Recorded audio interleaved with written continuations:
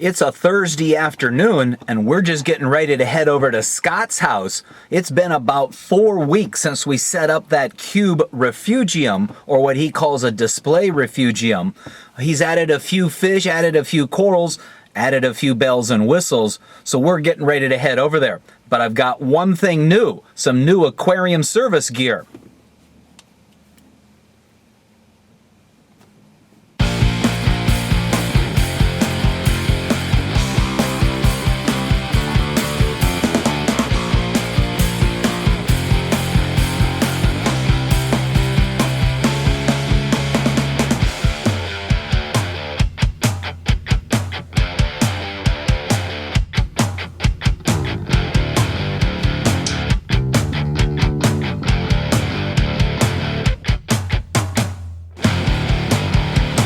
Welcome back to LA Fishguys in part 3 of the Refugium upgrade.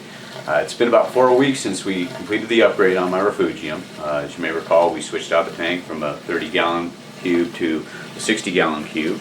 Tank's been stocked now for 4 weeks. Everything is doing very, very well. Just to recap, this Refugium is plumbed into my main system. So it's basically an extension of my existing reef tank, and it brings my total capacity to someplace around 670 or so gallons of water volume. As I said, the tank's been doing really, really well. I did add a couple things since the last part. Most importantly was a set of Tunzi power heads. I had a Tunzi power head in there, controllable power head before. It was a little smaller one, and so I upgraded to slightly larger ones, and we've got one on each side of the tank, and they're connected to my Apex controller. And essentially what I've got is a constant wave motion, a pulse motion going, and if you look at the water surface you can really tell that the water is going up and down, and that's from the pulsing pattern that I've got programmed in to the Tunzi power head. So if you look at the pumps themselves, you can see that they pulse on and off for a fraction of a second. It's like 4/10 of a second on and 7/10 of a second off, and that gives me just enough of a pulse to create a back and forth wave motion. And again, if you look at the corals too, you can see that they're doing a little bit of a hula dance. Unfortunately, because this tank is really, really small, you tend to get a faster wave motion in there as opposed to a slower one that I get in my bigger tank here. The rocking pattern in the big tank is a lot slower because they're traveling a further distance across the tank and back. So in the smaller, shorter tank, you get a much faster pulse. But what is really interesting is if I put food in the tank and I shut the pumps off, the stuff will settle down. As soon as I turn the pumps on, you can see the food getting tumbled back up into the water column, and it works really well in keeping stuff from settling on the bottom and keeping things like detritus and stuff suspended so they can go through the overflow and get pumped back into my filtration system and ultimately purged out of the tank. So system is doing really, really well. We really haven't had any fish additions, although I did add a lawnmower goby. But other than that, left the status quo. All these corals and stuff came from the previous Refugium, and almost immediately, since we were using pretty much the same water, everything perked right up, and by the following day after getting it set up, everything was looking really, really healthy and happy. So you might have noticed that I have my mangroves suspended, and there's 2 reasons why I did that. I mean, obviously they may not be tall enough to reach the sand, but my ultimate goal was to suspend them such that the roots will ultimately grow down into the sand and make little mangrove caves for fish and stuff to hide in. You might also notice that I have hair algae and other stuff in here, and while I do treat my system for phosphates and stuff, hair algae and other types of algae tend to be a natural part of reef systems, and it's the one thing that we don't want in our display system, and it's one of the motivating factors for me running a Refugium. My idea with a Refugium and the concept of a Refugium is, aside from creating a refuge for copepods, is to have an environment that's optimized for algae growth. And the idea is that we put lighting on our Refugiums, not so much this, but like the lighting I have in the undersump Refugium is tuned to grow algae. And the goal, the ultimate goal, is to create an environment where the algae growth is optimized in that space such that it outcompetes the main tank for nutrients. And ultimately what ends up happening is that the display becomes nuisance algae free, and we cultivate our algae in our Refugiums.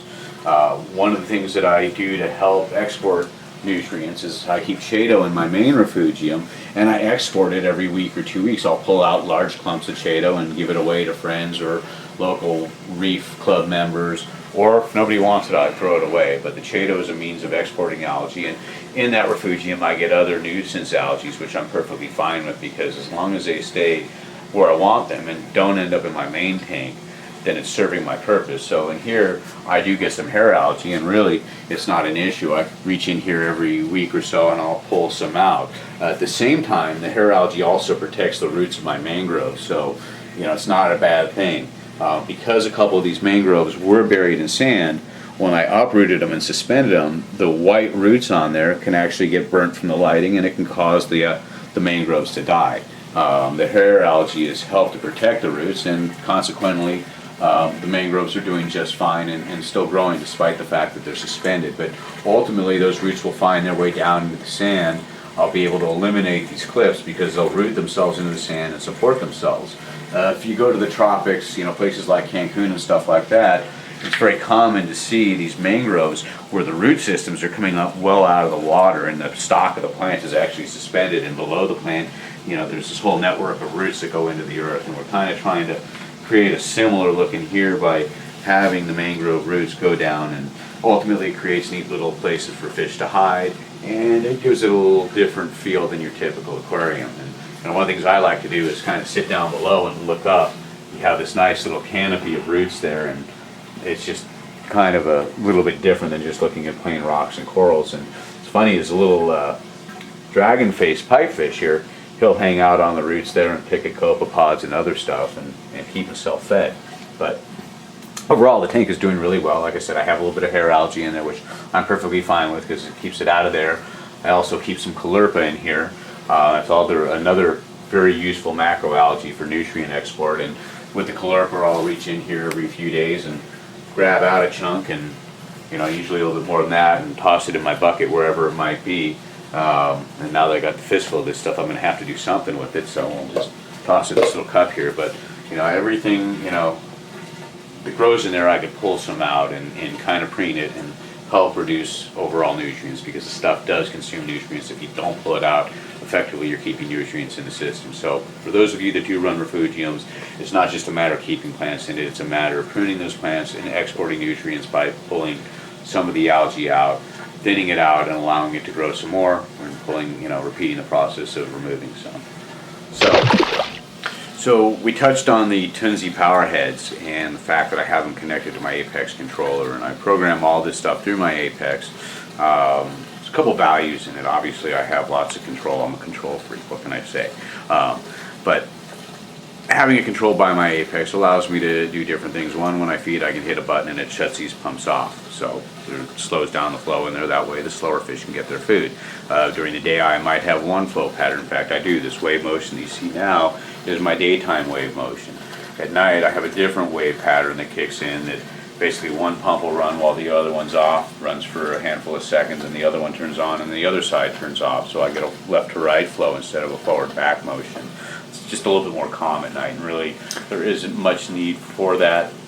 It's just something that I've programmed in there, and I do the same thing in my main tank. But in having this stuff connected to my Apex, it requires me to have electronics under the tank, and I don't like wires everywhere, and I tend to surround myself with lots of wires and electronics, and inevitably it ends up disorganized chaos. But that's one of the other things that I did, was mount all my Apex related electronics for this tank under the tank. So the next thing we'll do is we'll take a look under here and tell you a little bit about what I have going on here as well. So we've mounted everything up under the cabinet, kind of get the wires and stuff off the bottom, but this is my Apex power bar. This is a 4 outlet power bar, and through they basically use what's called an Aquabus cable, but it's like a long USB cable. This is run out the back here, goes through the wall and plugs in to another Apex component over there to basically extend my control capabilities into here. And so I've got my power bar here. This is a variable speed module that the Tunzi power heads up above plug into. There's a little cable that plugs into the little Tunzi control interfaces here. These are part of the Tunzi pumps, and this VDM module for the Apex, plugs into them and allows me to control them. I've also added the Lunar Simulation module, and I use that over my main display.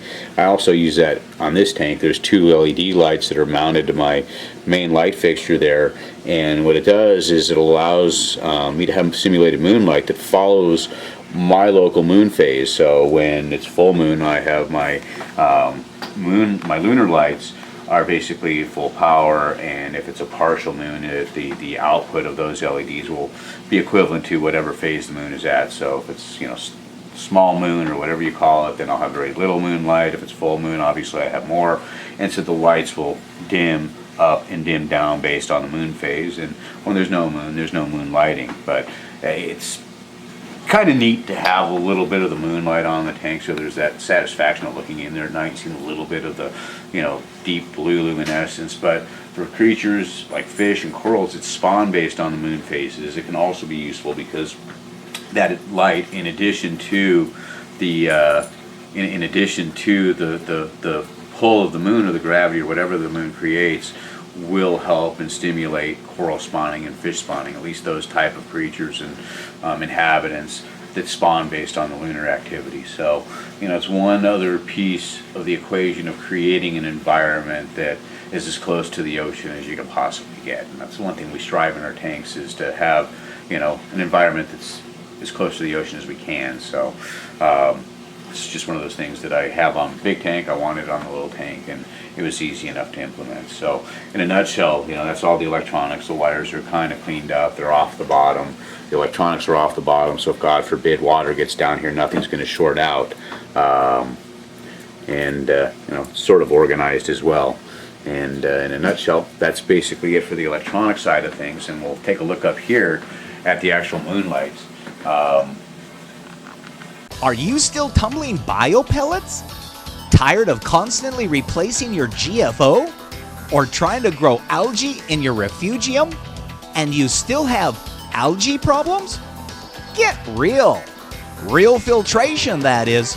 Algae scrubbers from Santa Monica Filtration will turn this into this by growing this weekly.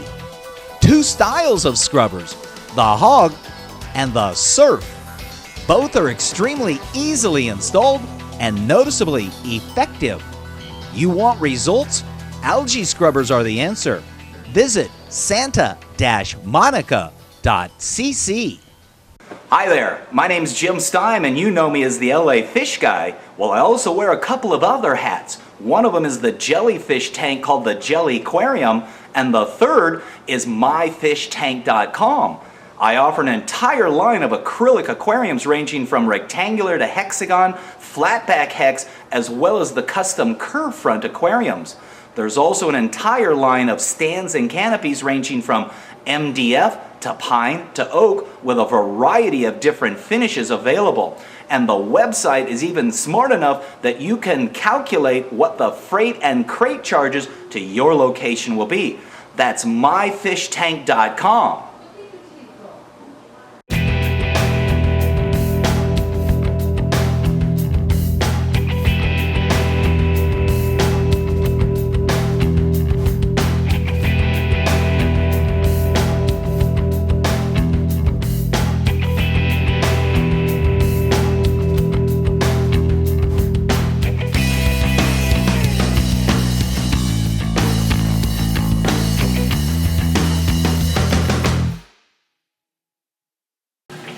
We mentioned the Lunar Simulator down below, and turn these things on for purposes of the video through my Apex, but these are the two lunar lights there.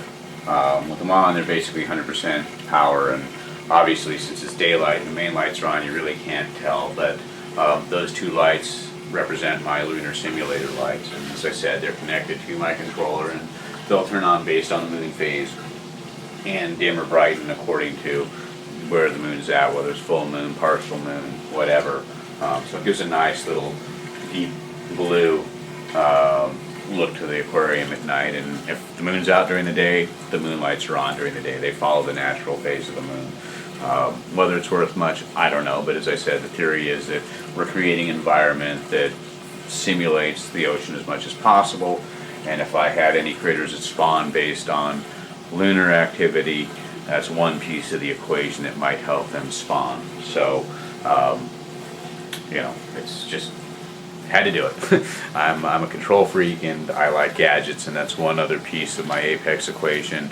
I've enjoyed it for many years on the main tank, and it seemed logical that I would include that on this tank. So that's the Lunar Simulator there. This light is not controlled by my Apex. That's a max spec razor. It offered me a decent spectrum for what I was trying to grow in here. You know, something that offered a little bit of color that algae might like. It was suitable for the mangroves and for the coral and other stuff, the filter type of feeding things that I have in here. It was very suitable for, and the inhabitants of this tank have done quite well under it as well. So I figure I'd briefly touch on how this aquarium here is connected to my main system, and it's quite actually simple.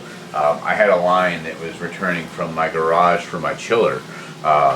There's a line that goes to my chiller out from underneath the tank and goes around the house underground to a chiller in the garage, and that line returns back into here. And what I did is I cut it into the line coming back here, put a T in there, and that's where I attached this drain line. This is the drain line for this tank, and that just returns and gravity feeds back into a line that is returning back into my sump underneath. The line that feeds it, which is this clear line here, is hooked to my manifold. I've got a manifold under the tank, which I'll show you in a moment. And that manifold feeds things like my GFO reactor, my carbon reactor, ozone reactor when I have it running, and it also feeds this display refugium. So I have a series of lines that go different places. There's gate valves on those lines so I can control the flow, and one of those particular lines heads through this closet here and along this wall and into the bottom of this tank. So essentially it's just an extension, as I said, of my main system. I kind of get a kick out of the fact that I technically have a 60-gallon aquarium with a 600-gallon sump. It's the inside joke, but technically speaking, it's sort of the way this works. And now I guess we can just kind of touch on the manifold that I mentioned and how this is fed. Alright, so I'm under the main tank here. This is my manifold right here. You can see the little gate valves here, and these ones here is first to go to my carbon reactor and my GFO reactor. This particular one here is what feeds the refugium, so I can open and close the valve and shut it off. But this is connected to my return pump. That way water goes out and it returns to the sump. I'll get out of here for a moment, but this valve right down here is where the display refugium and chiller line actually return. So, you know, they're being fed by the return pump, and then the water's returning back into the return section of my refugium. So the way my system works is water drains down from the tank, goes over to the main sump over here, where my protein skimmer is, and then it travels through these valves into this refugium here, which is where I have my chaeto, and there's also some mangroves and stuff. You've seen that before. And then from there, typically would be returned back to the main tank through the return pump over here. However, we do have that loop going to the chiller that actually keys off of the return pump. This blue valve here goes out to the garage, around the house, and out to the garage to my chiller, and then back. And where it's coming back through the wall is where the drain from the display refugium taps into there. So that tank is continually recirculating through the return section of here, and some of that water obviously goes back to the main tank, and some of it may be recirculated back in through my reactors or back into that tank itself, but it's continually mixing with the main tank water and effectively part of this system. So we pretty much covered the display refugium, the electronics of it, and how it's all set up with the main tank, and we might as well close this off with some fat and happy fish. So what we're going to do is we'll shut off our power heads. We'll put it into a feed cycle that will shut off the power heads. I'll squirt some food in there. We'll let them eat a little bit. You can check out the fish in here eating, and then we'll fire up the power heads, which will stir the stuff up, and it'll give you an idea of how the flow is in this tank. It's a real good example of what those pumps do for the flow. So we'll kind of wind this down with some food. here, select our feed cycle, hit the button, and in a moment, the pumps turn off. We'll go ahead and squirt some mysis in there. Pipefish there gets way excited.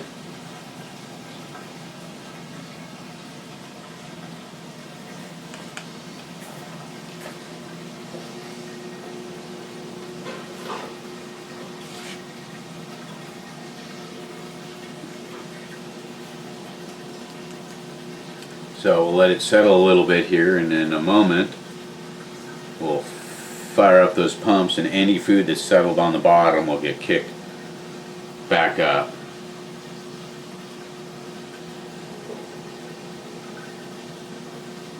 And now is as good a time as any to cancel the feed cycle. And now the pumps will kick back on. Anything that's settled will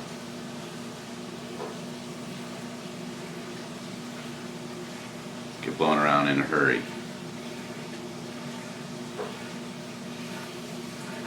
And this gives a real good example of the value of having those kind of pumps in here. It really does a great job of keeping detritus from settling. I use the same type of programming in the main tank as well, and I have very little detritus problems in there. Anything that settles gets kicked up and sent over the overflows into the filter system.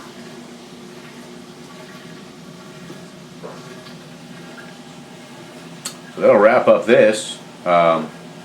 We can really wrap this up by feeding the big tank if you want to see that. What do you think, Jim? Yeah? So I got a little bit of LRF's Reef Frenzy and mysis.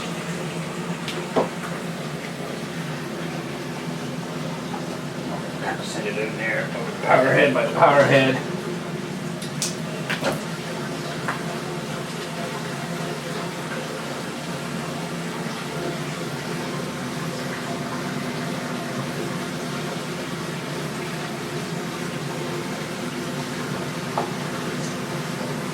Now it may look like a lot of food, but really it's not. Within about 2 minutes that'll be consumed by pretty much everybody in there.